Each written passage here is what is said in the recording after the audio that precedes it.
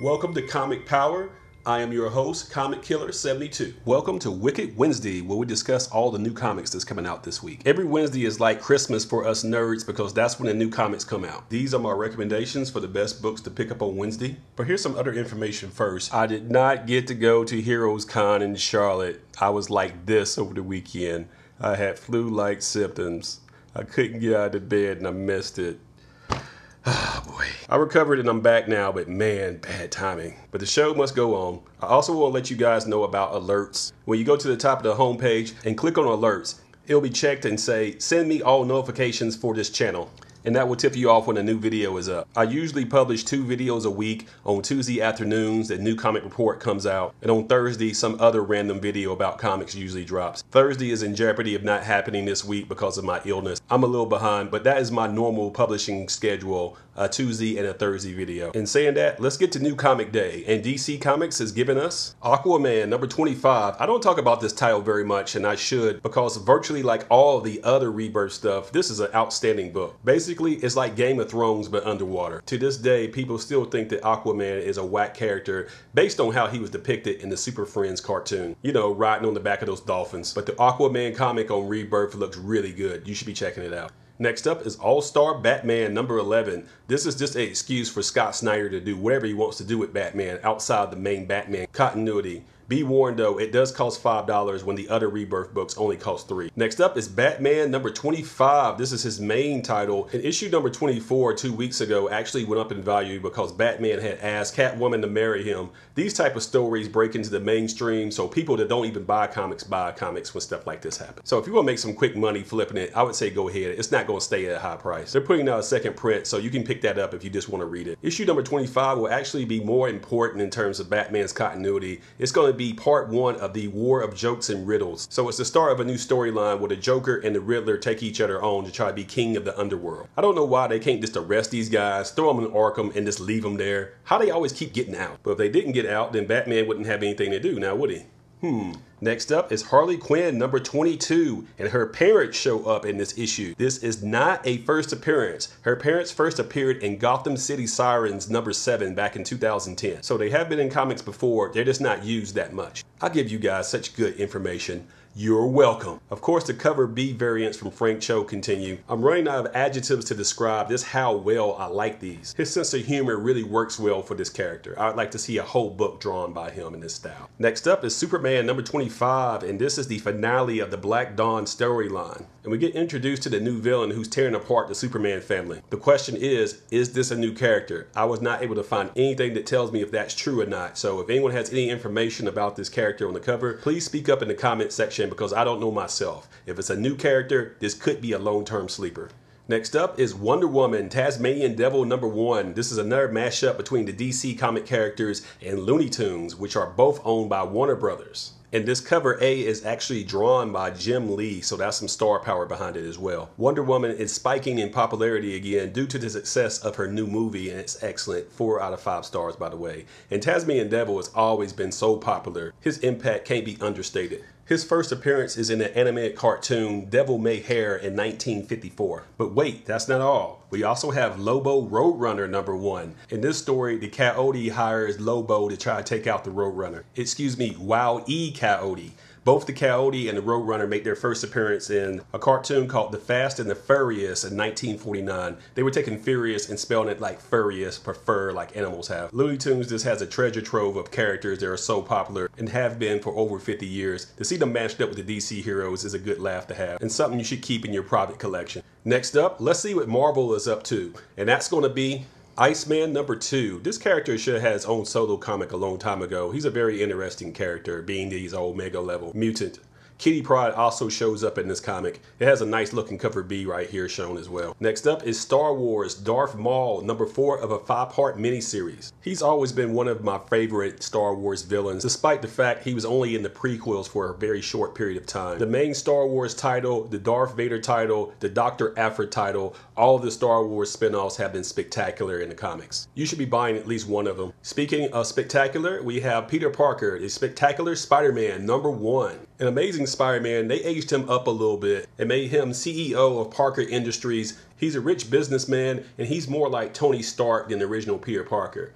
The Spectacular Spider-Man title is taking Spider-Man back to that street level where he's fighting his classic villains like the Vulture. In terms of continuity, I have no idea how this fits in. Marvel just throws stuff against the wall and see if it sticks. If it works and it sells, they keep it. If not, they act like it never exists. This particular Peter Parker title is written by Chip Zdarsky. He's best known as the artist on Sex Criminals with Image Comics, but he's actually a pretty funny writer as well. The advanced previews they showed of this was hilarious. I would recommend you get this. And by the way, they have a hip hop cover as well, which is paying homage to Tupac on his All Eyes on Me album from 1996. If this had been published earlier, it would have easily made my top 10 hip-hop variants list. If you missed that, go back and watch it. It was posted on June the 15th, 2017. Next up is Weapons of Mutant Destruction #1. This is written by Greg Pak, and it's a tie-in to the ongoing Weapon X title that Greg Pak is also writing. Basically, in a nutshell, the program Weapon Plus, also known as Weapon X, which turned people like Wolverine into super soldiers, is trying to eradicate all mutants now. I recommend you get the Weapon X main title and all the tie-ins because you're going to see a great story as well as some new characters introduced. It's the type of thing that if Fox is smart, they can use this for future movie material. Weapons of Mutant Destruction is a play on words of Weapons of Mass Destruction, which was made popular by former President George Bush in the run-up to the Second Gulf War in 2002. In real life, WMD is not such a good thing, that is, if it's falling on you. In the comics, WMD, Weapons of Mutant Destruction, is just going to be a fantastic story told by Greg Pak. And that's a win-win that everybody can agree on. Next up is Secret Empire Underground. You can pass on this. It's just Quicksilver, the Falcon, Hercules, and some other C and D list characters in the Savage Land doing something that Marvel's trying to get $5 out of you, but you should refuse to give them by not buying this. Next up is our weekly exploitation of the Mary Jane Watson character. This is some awesome cosplay, by the way. So here we go with more Mary Jane variants that have nothing to do with the comics you're buying. But if you like the novelty of these, go ahead and buy them. I can't stop you. Doctor Strange #22. I don't know about you, but she looks like an elf in this picture. Captain America #18. This is a throwback to what Captain America looked like in the 1940s. People just getting back into comics will see this and will have no idea what the hell is going on. Invincible Iron Man #8. I had to give it to him. This is probably the best looking one of this lot.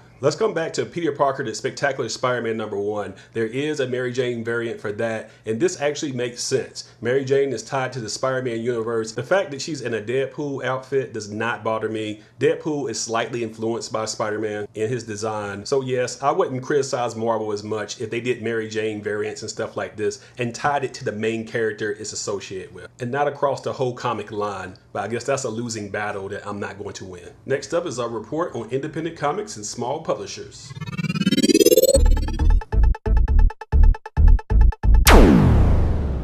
First up is The Chair #1 from Alternate Comics. This is issue #1 of a 4-part miniseries. It's the story of a man that's been on death row for 10 years. The warden and guards are killing inmates, so he's got to try to escape before it's his turn. This is being sold for just $1, so there's no risk in trying this out. We're here to support independent comics, people. Next up is Space Riders on hardcover, Volume 1 on trade paperback. This is the first 4 issues of the Space Riders miniseries, released in 2015. The original prints are hard to find because the print runs were so low, probably around 3,000 to 4,000 copies maybe. So here's your chance to see the original Space Riders story. When I read it, it was like reading Star Wars on acid, listening to Led Zeppelin and Pink Floyd while pouring gasoline on a fire. Yep, it's that crazy. Next up is Victor LaValle's Destroyer #2 from Boom Studios. This is a fresh spin on the Frankenstein genre. It tells us what happens when the last descendant of Frankenstein suffers the devastating news that her son has been killed in a police shooting, and she uses technology to bring her son back to life,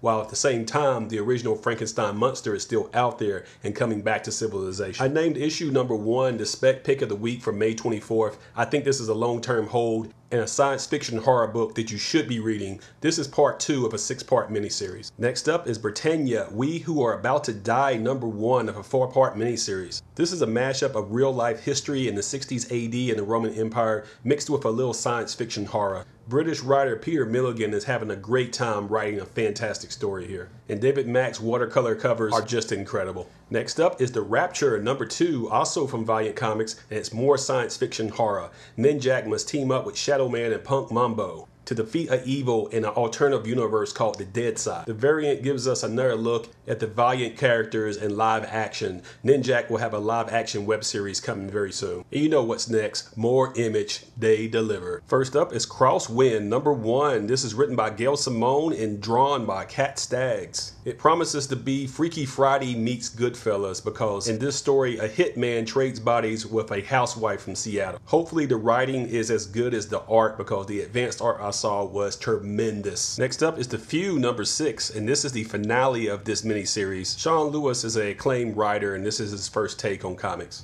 I did not care for the art style, but the story was pretty good. If you missed it, then you might want to pick up a trade paperback later. Next up is Girl Scouts Magic Socks #2. Issue #1 was a pretty big hit, and it's going to a second print shown here. If Space Riders is trippy in outer space, then Girl Scouts is going to be even more trippy and on Earth. Bill S. of Legion fame chips in for a variant on issue 2 as well. I like his interpretation of these characters. Next up is The Old Guard #5. This is the story of Immortal Mercenaries written by Greg Rucka. This is the end of the first story arc, and it's going to go on hiatus. It's not going to come back to early 2018. Greg is busy writing Wonder Woman as well as bringing back Black Magic, the story of a female detective that is secretly a witch. Next up is a new horror series called September Morning. It's the story of a female Grim Reaper who's not quite dead but not quite alive either. The concept and the art looks good, so if you're a horror fan, you probably want to pick this up. Next up is Donnie Cates. He has 2 offerings this week and he is on fire, including Redneck #2, second print.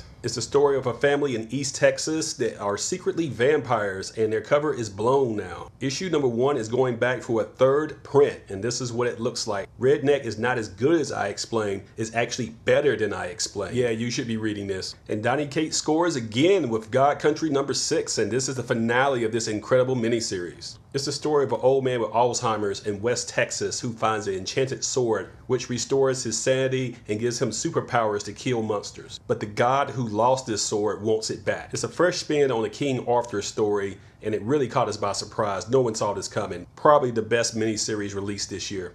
Next up is the speculation pick of the week. And that's going to be Shirtless Bear Fighter, and this does look pretty ridiculous, doesn't it? But it's intended to be a spoof of the strongman genre. Basically what happens here is we have a guy who's raised by bears, he's betrayed by those bears, now he's going to seek revenge against them. Clearly, the creators of this are on drugs, but I don't think you have to be on drugs to enjoy this. Titles like this bring back the comic and comic book, just like The Fix, which I heavily recommended as well. There's a nude variant, that's variant instead of variant, get it? Ha ha ha. It's selling for a lot of money on eBay in advance. So this title is highly anticipated, and the advanced art of what I saw was hilarious. It is literally laugh out loud funny. So if comics get too serious sometime and you want a good joke, then pick this up. That's it for Image, but we still have a few more indies to discuss, such as Red Sonja #6. This is by Dynamite Entertainment. It's written by a woman, Amy Chu, because in the hands of a man, Red Sonja always gets exploited instead of being an empowering character. The cosplay variants look outstanding as well, like this one. Next up, and also from Dynamite Entertainment, is Sword Quest #1. They sold issue #0 for 25 cents to get you to try it out. Now here's issue #1. It's based on a 1980s cartridge video game from Atari, so this is good nostalgia. Next up is the Top 100 Comic Book Films. This is a trade paperback that's released by IDW Publishing. They're selling this for about $25, and it's going to chronicle the best comic book movies of all time, according to them, the Top 100, starting from the 1940s to the present day. I bet this is going to cause an argument based on how heated you guys get when I do a top 10 and your favorite is missing of that category. It's all in fun though. I like the feedback. You know the drill. Make sure you subscribe to this channel, give it a thumbs up, and share these videos on social media so others learn about comic power. That's about it for today. Thank you for watching Wicked Wednesday, where I review all the new comic books for a new comic day. Be sure to follow my blog at comicpower.net. On social media, follow me at facebook.com/comicpower.net and comicpower-universe.tumblr.com. And don't forget twitter.com/comicpowersub. I also sell comics on eBay at this link. This is Comic Killer 72 for Comic Power saying bye-bye.